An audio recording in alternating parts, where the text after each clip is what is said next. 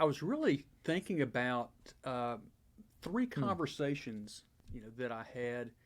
Uh, well, two today and one yesterday, and it got me to thinking about the relationship that clients have with a financial advisor, and just the importance of that, and having someone to talk to, having someone whom you can trust.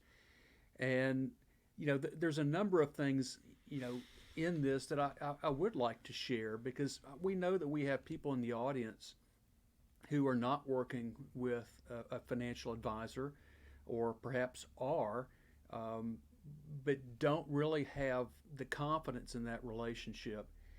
And I guess you could say it kind of boils down to the role of advising versus selling.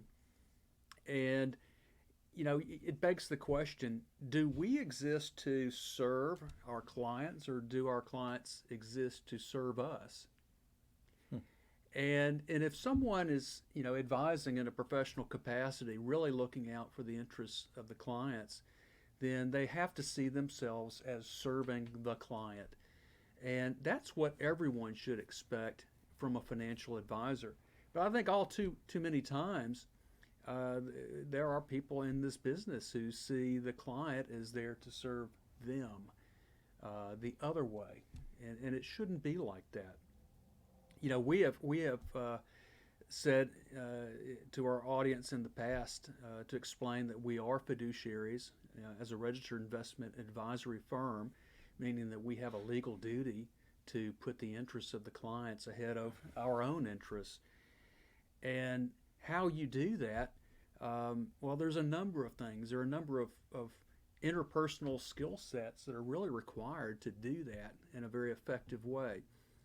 And I'd say that one of the most important skill sets for anyone giving advice, whether it's financial advice or legal advice or healthcare advice, what have you, is you have to be a good listener.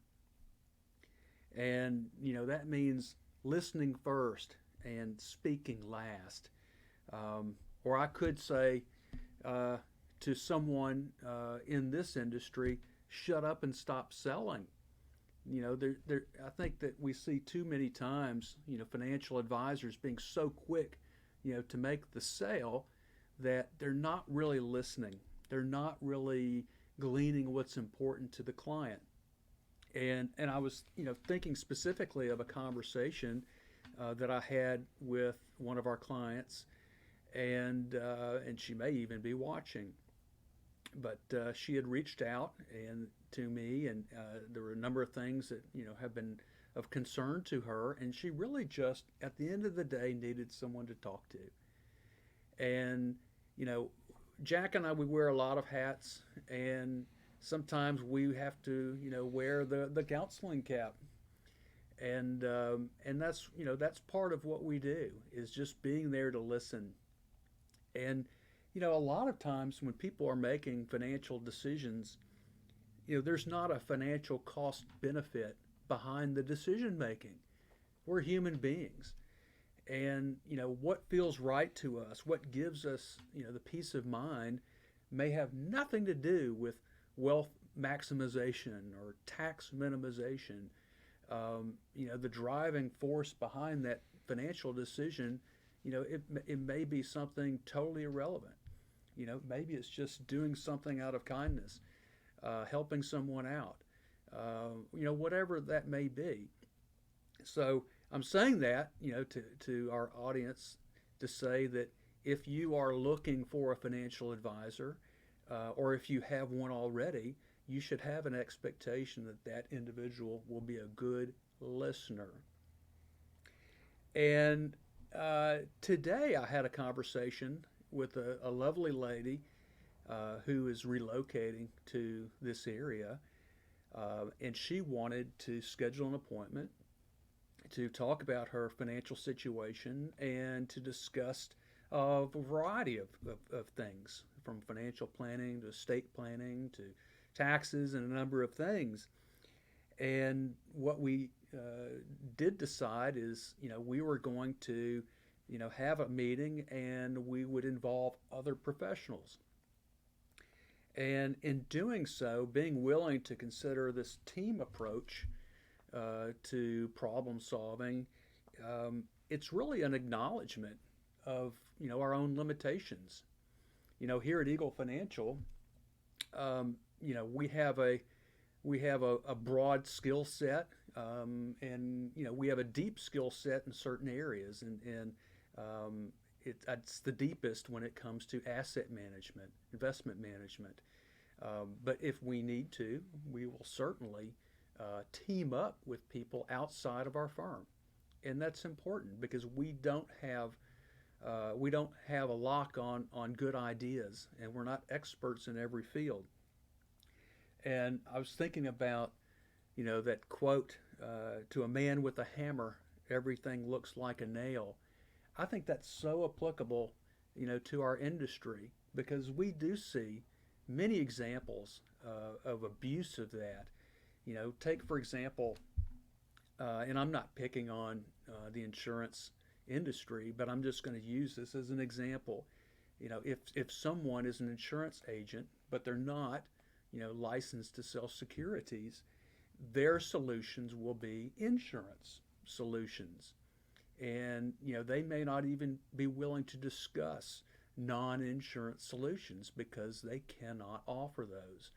So they're just going to treat every solution as, well, here's that nail, or here's that hammer I have, and it's an insurance hammer. So every problem that I see it's a nail for my insurance hammer. But you could say the same about securities representatives, being unwilling to consider insurance solutions. So I say all that to say that there's a lot of things out there that should be considered, and a trusted advisor should be willing to acknowledge, hey, this is not my area of expertise, or I think that we could do a better job serving you if we partner, with some other people, with expertise in different areas. Or even better, what if that financial advisor were to even say no and decline the engagement because it's just not a good fit? Now, that would really be acting as a fiduciary to a client, wouldn't it? Yeah, I mean we run across that from time to time. There are, many that aren't a good fit.